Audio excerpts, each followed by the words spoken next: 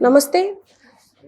TDP, బీజేపీకి సంబంధించిన పొత్తులకు సంబంధించి ఇప్పుడు మనం మాట్లాడుకుందాం. ప్రస్తుతం మనతో పాటు సీనియర్ ప్రముఖ విశ్లేషకులు అంకం రావు గారు ఉన్నారు. ఆయన అడిగి తెలుసుకుందాం. నమస్తే సార్. నమస్తే అండి. సార్, ఇప్పుడు ప్రస్తుతం టీడీపీ, బీజేపీ పొత్తుల గురించి చాలా రోజులు మనం వింటూనే ఉన్నాము. సో ఇప్పుడు బీజేపీతో టీడీపీ పొత్తు పెట్టుకుంటే నష్టమే కానీ ప్రయోజనం ఏం లేదు అని చెప్పేసి సీనియర్ నేతలు అంటున్నారని చెప్పి, వాళ్ళు రెబల్స్గా మారే అవకాశం ఉంది అని చెప్పి చాలా వినిపిస్తుంది. దీని గురించి మీరేమంటారు? అంటే ఇప్పుడు ఆంధ్ర రాష్ట్ర పరిస్థితి ఎలా ఉంది అంటే, ఎవరితో పొత్తు లేకపోయినా కూడా తెలుగుదేశం పార్టీ అధికారంలోకి వచ్చేసి 120 నుంచి 130 స్థానాల పైన ఆధిక్యత సంపాదించేసి తిరిగి చంద్రబాబు నాయుడు గారిని ముఖ్యమంత్రిని చేసుకునే ఆలోచనలో ప్రజలు ఉండాలనేది చాలా స్పష్టం. మరి తెలుగుదేశం పార్టీ అధినేత కారాగార వాసం అప్పుడు మరి మద్దతు తెలపడానికి వచ్చేసి పొత్తులు ప్రకటించినటువంటి జనసేనని పొత్తి ఆయన స్వయంగా ప్రకటించాడు కాబట్టి వాళ్ళిద్దరు కలిసి ముందుకెళ్లాలని ఒక నిర్ణయానికి రావడం కూడా జరిగింది. అప్పుడు కూడా జనసేన ఏమన్నాడు అంటే, పవన్ కళ్యాణ్ గారు, మేము ఎన్డీఏలో ఉన్నాం కాబట్టి భారతీయ జనతా పార్టీ కూడా తీసుకొని వస్తాను, వ్యతిరేక ఓట్లు ఎక్కడ చేరకుండా చేస్తాను, కాబట్టి కలిసి ప్రయాణం చేయొచ్చు అని చెప్పని ఆయన ప్రయత్నాలు ఆయన చేశారు. గత 6 నెలల్లో 2 సార్లు చంద్రబాబు నాయుడు గారిని కూడా భారతీయ జనతా పార్టీ పెద్దలు ఢిల్లీ పిలిపించుకొని మాట్లాడటం కూడా జరిగింది. కానీ ఒక రూపానికి అయితే రాని మాట మాత్రం వాస్తవం. వాళ్ళు ఎందుకు పిలిచారు అంటే చంద్రబాబు నాయుడు గారి మీద ప్రేమ, లేదా తెలుగుదేశం పార్టీ మీద ప్రేమ అయితే కాదు. రాష్ట్రంలో పరిస్థితి వాళ్ళకు క్షుణ్ణంగా అర్థమైపోయింది. వాళ్ళకు ఉన్నటువంటి వేగుల సమాచారం ప్రకారం చాలా స్పష్టంగా ఈ 2 పార్టీలు కలిపి అధికారంలో రాబోతున్నాయి.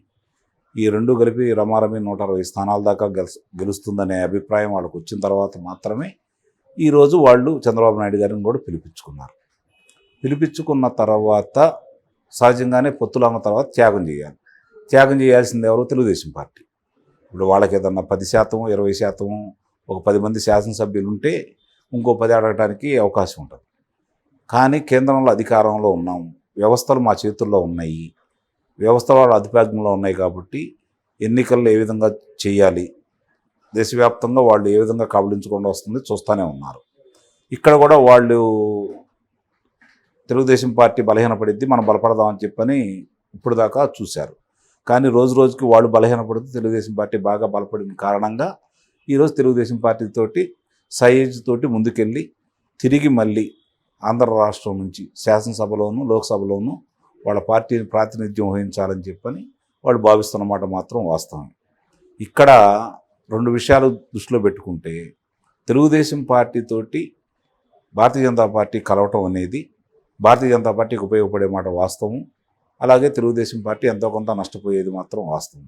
మరి నష్టపోతున్నా కూడా చంద్రబాబు నాయుడు గారు ఎందుకు కలుస్తున్నారు అని చెప్పి చాలామంది అర్థం కాని ప్రశ్న. మీరు అన్నట్టు కొంతమంది గతంలో ఉన్నటువంటి పాత కాపులందరూ కూడా మాట్లాడుతున్నారని భావిస్తుంటే, ఈరోజు నేను చెప్పినట్టు వ్యవస్థల విధ్వంసానికి ఇప్పుడున్న ప్రభుత్వానికి కేంద్ర ప్రభుత్వం అండదండలుగా ఉంది కాబట్టి గత 3 సంవత్సరాల నుంచి కూడా దొంగ ఓట్ల గురించి, ఎన్నికలు జరుగుతున్న తీరుతెన్నుల గురించి తెలుగుదేశం పార్టీ పోరాడుతున్న విధానాన్ని దృష్టిలో పెట్టుకొని నిమ్మక నీరెత్తినట్టు కేంద్ర ఎన్నికల సంఘం వ్యవహరిస్తూ ఉంది కాబట్టి, అలాగే రేపు జరుగుతున్నటువంటి ఎన్నికల క్షేత్రంలో తిరిగి 2019 నాటి సహాయ సహకారాలు కేంద్ర ప్రభుత్వం ఇప్పుడున్న జగన్మోహన్ రెడ్డి గారికి అందించకూడదనే ఒకే ఒక్క విషయంలో తన ప్రయోజనాల కంటే కూడా రాష్ట్ర ప్రయోజనాలు, పార్టీ ప్రయోజనాలను దృష్టిలో పెట్టుకొని చంద్రబాబు నాయుడు గారు కొన్ని త్యాగాలు చేయడానికి సిద్ధపడ్డాడు.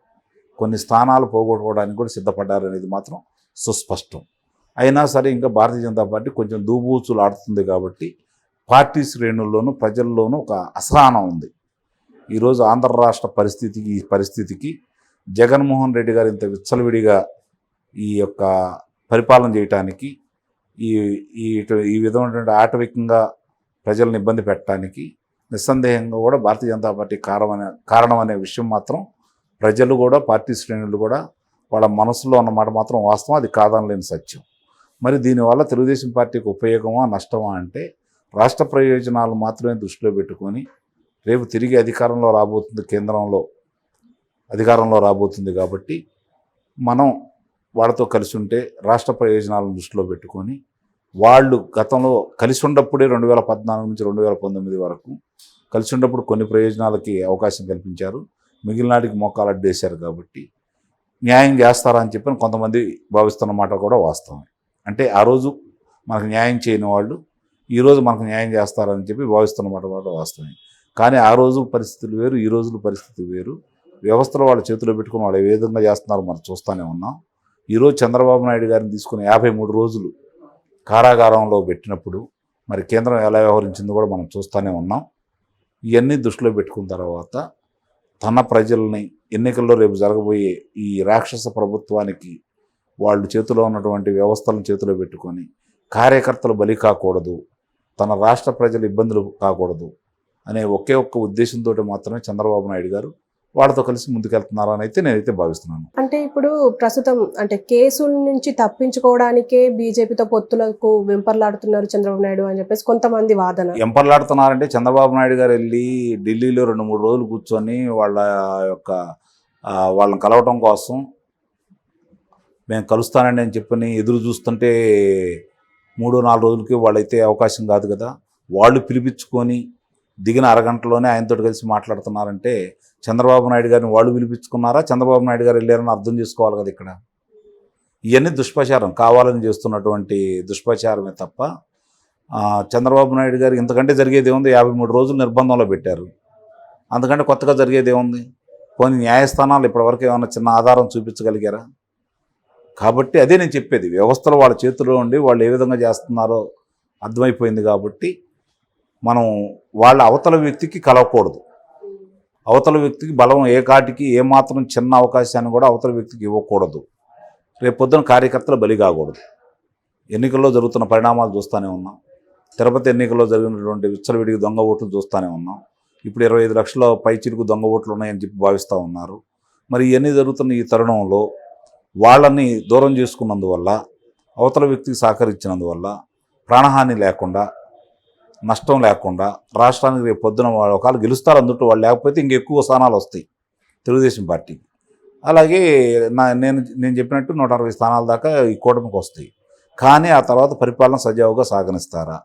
ఈరోజు తిరిగి మళ్ళీ ప్రజలు ప్రశాంతంగానూ తిరిగి ఉద్యోగ కల్పన రావాలన్నా, పరిశ్రమలు రావాలన్నా, ఇప్పుడున్నటువంటి సంక్షేమ పథకాలు కొనసాగించాలన్నా కూడా నిస్సందేహంగా వాళ్ళు ఇప్పుడు ఏం చేశారంటే ఇంతకుముందు లేని కేంద్ర ప్రభుత్వంలో ఉన్నటువంటి ప్రభుత్వ పెద్దలు చేయలేని పని వీళ్ళు ఏం చేశారంటే ఈ 10 సంవత్సరాల్లో ఏ రాష్ట్రమైనా సరే కేంద్రం మీద ఆధారపడాలనే దుస్థితికి తీసుకుని వచ్చారు. కాబట్టి అవి మాత్రం దృష్టిలో పెట్టుకొని ఒక్కసారి తిరిగి మళ్ళీ అధికారంలోకి వస్తే గాడిన పెడితే అమరావతి పూర్తి చేసి, రాజధాని నిర్మాణం పూర్తి చేసి, నవనగరాల రూపకల్పనలో కనుక ముందుకు తీసుకెళ్ళి పోలవరం పూర్తి చేస్తే నిస్సందేహంగా ఈ రాష్ట్రానికి వేరే అవసరాలు ఏమీ ఉండవు. ఆ వచ్చే ఆదాయంతో రాష్ట్రం నడిచిపోయింది.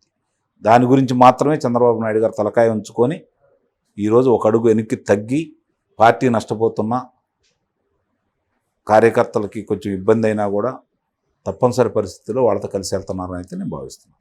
అంటే బీజేపీతో కలిస్తే సీనియర్ నేతలు టీడీపీలో వాళ్ళు రెబల్స్గా మారే అవకాశం ఉంది అంటున్నారు, నిజమంటారు? ఎలాంటి అవకాశం లేదు, అందుట్లో సందేహం ఏం లేదు. అంటే అసంతృప్తితో ఉన్నారు అని చెప్పేసి. అసంతృప్తితో ఉన్నవారు ఎవరు మాట్లాడారు? ఒకళ్ళిద్దరు కూడా మాట్లాడలేదు. ఇవన్నీ ప్రచారం, గ్లోబల్ ప్రచారమే. దాన్ని అసలు మనం నమ్మాల్సిన అవసరం ఏం లేదు.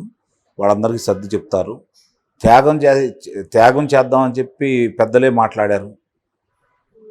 కాబట్టి కలిసి ప్రయాణం ఎట్లా చేయాలో ఎన్నికల్లో 2019 ఎన్నికల్లో ఎలా జరిగిందో చూస్తున్నారు, ఉప ఎన్నికలు ఎలా జరిగినాయో వాళ్ళు కూడా చూస్తున్నారు. కాబట్టి కొంతమంది పెద్దలు మనోగతం ఏదైనా 1-2 ఉన్నా కూడా వాళ్ళని సర్ది చెప్పుకొని చంద్రబాబు నాయుడు గారు ముందుకెళ్తారు.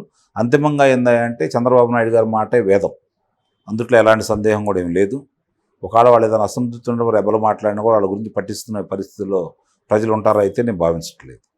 అంతిమంగా రాష్ట్రం ఏంటి, రాష్ట్ర భవిష్యత్తు ఏంటి, ప్రజల భవిష్యత్తు ఏంటి, ఈరోజు స్వతంత్రం ఉందా లేదా, వాళ్ళు ఏ విధంగా ప్రవర్తిస్తున్నారు, ఇవన్నీ దృష్టిలో పెట్టుకునే కదా చంద్రబాబు నాయుడు గారు ముందుకెళ్ళేది.